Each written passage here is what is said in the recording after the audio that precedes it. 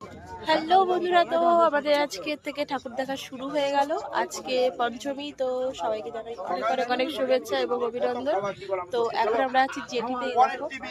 দেখো এটা আমাদের ডাক্তারবাবুর মেয়ে, আর এটা বউ, আর এটা হলো ডাক্তারবাবুর চেলা, আর আমি চেলিকা। চলো, আজকে থেকে শুরু হচ্ছে, আর এখন আমরা যাচ্ছি জিরাটে। তো দেখতে থাকো, ভালো লাগবে আশা করি। ভালো লাগলে একটা লাইক করে দিও। যেটি এখন ছেড়ে দিয়েছে, দেখো আওয়াজ হচ্ছে ভাবা।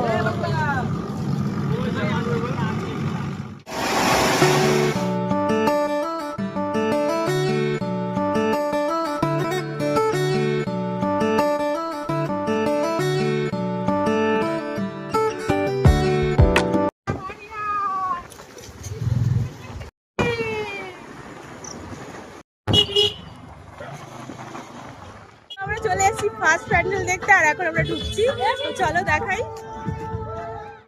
তো চলে এলাম জিরাটের ফার্স্ট প্যান্ডেল। অবশ্য আমি সঠিক জানি না এটা জিরাট না বলাগড়ে, আসলে মাঝামাঝিতে ছিল এই প্যান্ডেলটা। প্যান্ডেলটা কিন্তু খুব সুন্দর হয়েছিল।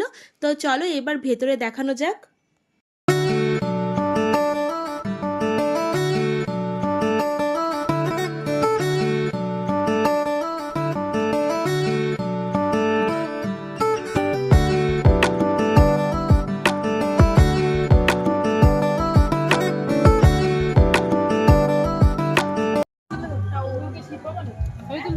হ্যাঁ,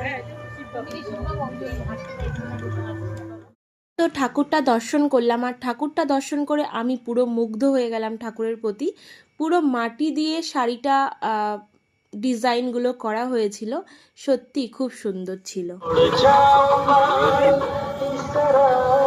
তারপরে চলে এলাম আমরা দ্বিতীয় প্যান্ডেলে। তো সেটাও খুবই সুন্দর ছিল। আগের বছর তো আমাদের পেছন দিয়ে ঢুকতে হয়েছিল, আর আজকে যেহেতু অনেকদিন আগে এসেছিলাম সেই কারণে আমরা লাইনটা পেয়ে গেছিলাম। তো এখানে দেখো সুন্দরভাবে একটা ঝর্ণাও করেছিল আর কি, বেশ ভালো লাগছিল। তো চলো এবার ভেতরটা তোমাদেরকে দেখিয়ে দিই।